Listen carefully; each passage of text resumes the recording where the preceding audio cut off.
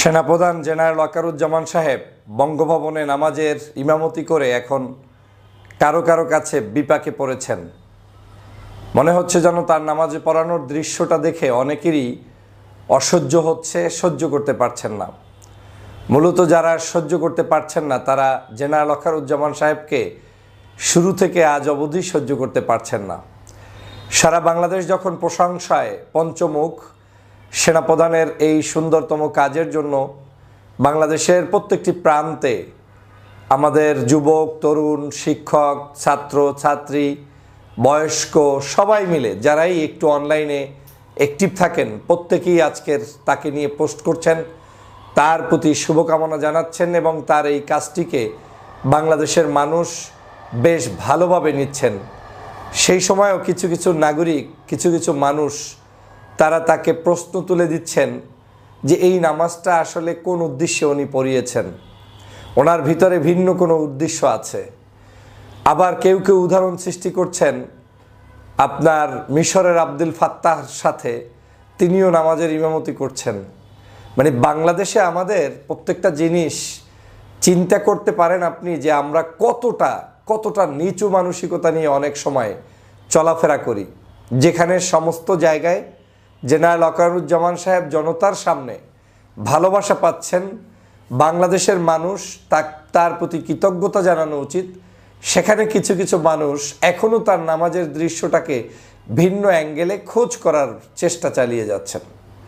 আপনি যদি এভাবে খুঁজতে থাকেন পৃথিবীর বহু মানুষের সাথে আপনার ব্যক্তি জীবনের চরিত্রের মিল পেয়ে যাবেন। ফেরাউনের রাতের বেলার কান্নার সাথে আপনি যখন তাহাজ্জুদে উঠে রাতের বেলা আল্লাহর কাছে কান্না করেন, মিলাতে গেলে দেখবেন যে আপনিও কাঁদেন, সেও কাঁদেছিল। সে কেঁদে কেঁদে আপনার আল্লাহর কাছ থেকে আপনার বিভিন্ন দাবি দেওয়া পাশ করাত, আর সকালবেলা উঠে নিজেকে নিজে খোদা দাবি করত। আপনি যদি এরকম উদাহরণ সৃষ্টি করেন তাহলে আপনার উদাহরণই তো ওই সকল মানুষদের সাথে আপনি পেয়ে যাবেন। সমাজে আমাদের এই দৈন্যতা থেকে বের হয়ে আসতে হবে।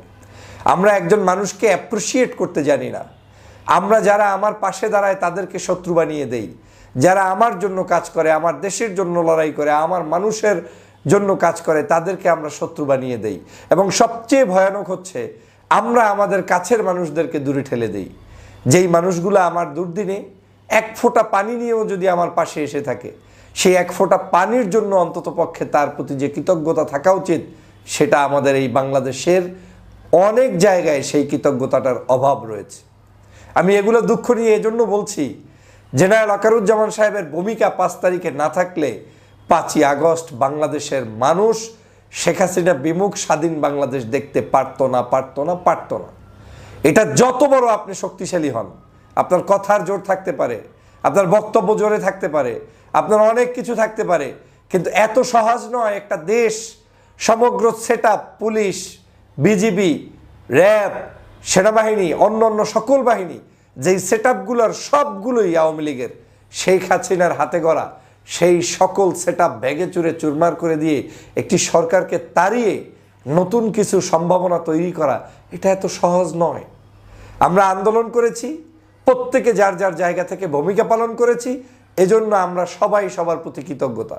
কিন্তু এই সকল ভূমিকার পাশে যে মানুষটি আমাদের পাশে এসে এমন কিছু কৌশল অবলম্বন করে দাঁড়িয়েছে, তিনি হচ্ছেন জেনারেল ওয়াকারুজ্জামান সাহেব, একজন দেশপ্রেমিক সেনাবাহিনীর প্রধান।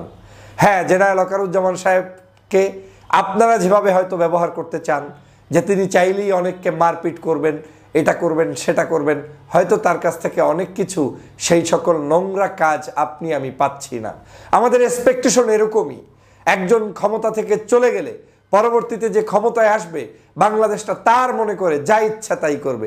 এরকম মানসিকতার কারণেই হয়তো আমরা অনেক কিছু আশা করি, কিন্তু না, হয়তো তিনি বাংলাদেশের ভবিষ্যৎ, দূরদর্শী চিন্তা, 20 বছর পরে কি হতে পারে, 30 বছর পরে কি হতে পারে, সেই সকল চিন্তা করে একটি শান্ত বাংলাদেশ রাখতে তিনি চেষ্টা চালিয়ে যাচ্ছেন।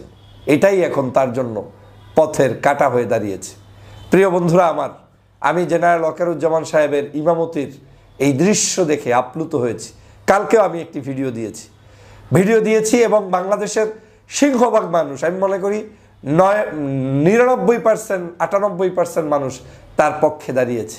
এবং এই 2-1 জন মানুষ যারা এখনও এরকম বিভিন্নভাবে কুৎসা রটাচ্ছে, মনে হচ্ছে যেন তারা কত বড় শায়েখ, কত বড় বিশ্ববরণ্য অলি, মনে হচ্ছে তারা কত বড় জানি বাংলাদেশের একেবারে রাজাদিরাজ, দেশ পরিবর্তনের বিশাল ভূমিকা পালনকারী। ফেসবুকে একটা পোস্ট লেখা আর বাংলাদেশের স্বাধীনতা এনে দেয়া এক জিনিস না। ফেসবুকে আমি একটা ভিডিও কিংবা রিল দেয়া আর দেশকে স্বাধীন করে দেয়া এক জিনিস না।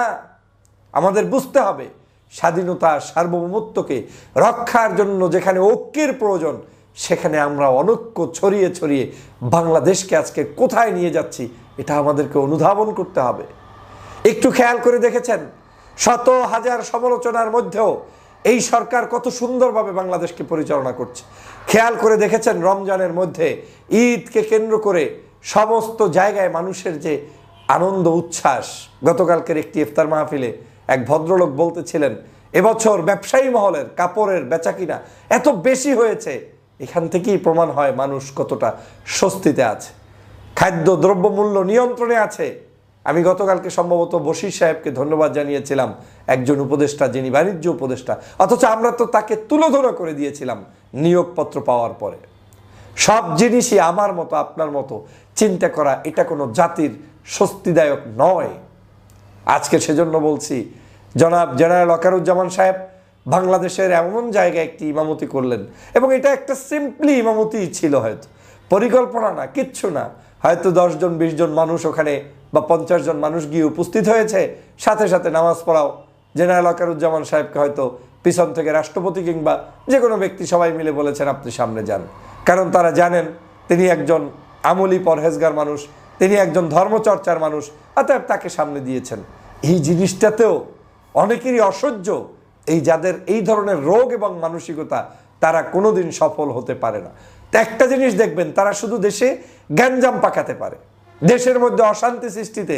আমার কাছে আওয়ামী লীগের যে ভূমিকা, তার পাশাপাশি আমাদের কিছু মানুষ যারা সত্যি সত্যি আমাদের দেশের বাস্তবতা না বুঝে বিভিন্ন কাজ করে, তাদের ভূমিকাও অনেক। এই অশান্ত বাংলাদেশ আমরা চাই না, বাংলাদেশকে শান্ত রাখতে হবে। এই বাংলাদেশের সবাই পালিয়ে যাবে, সবাই চলে যাবে এমনটা নয়। এই বাংলাদেশে আমরা অপরাধীকে অপরাধী হিসাবে সাব্যস্ত করব, বাকি মানুষগুলো নিয়ে আমাদেরকে চলতে হবে। আমাদের এই সোনার বাংলাদেশ গড়তে হবে, আমাদের এই বাংলাদেশের প্রত্যেকটি জায়গায় আমাদেরকে ঐক্যবদ্ধভাবে এগিয়ে যেতে হবে। প্রিয় সহযোদ্ধা ভাইরা, অতএব যারা যারা আজকের সেনাপ্রধান জেনারেল ওয়াকারুজ্জামানের এই সুন্দরতম দৃশ্যটি দেখে আবেগ আপ্লুত হয়েছেন, ধন্যবাদ জানাচ্ছেন, পোস্ট করছেন, আপনাদের সকলের প্রতি শুভকামনা। শোনেন, অ্যাপ্রিসিয়েট না করলে বড় হতে পারবেন না। আমি আপনার জন্য ভালো কোনো কাজ করছি, আমাকে আপনি স্টিল নেগেটিভ নেগেটিভ বলতেই থাকবেন, তা আমি আপনার জন্য কোনো উপকার করলে সেটা যদি নেগেটিভ বলতে থাকেন, মনে কি কষ্ট পায় না? বাংলাদেশের প্রত্যেকটি মানুষের উচিত যারা এই দেশের জন্য লড়াই করে কাজ করে তাদেরকে নেগেটিভলি উপস্থাপন না করে বরং তাদের পাশে দাঁড়ানো। প্রিয় সহযোদ্ধা ভাইরা, অতএব ঈদকে সামনে রেখে আমাদের সকলের হানাহানি, আমাদের ভিতরের সকল ধরনের অহংকার, মানুষকে বিতর্কিত করার মানসিকতা পরিহার করে ঈদকে আমরা একটি সুন্দরতম আনন্দে রূপান্তরিত করি। সবাইকে ধন্যবাদ। ঈদ মোবারক।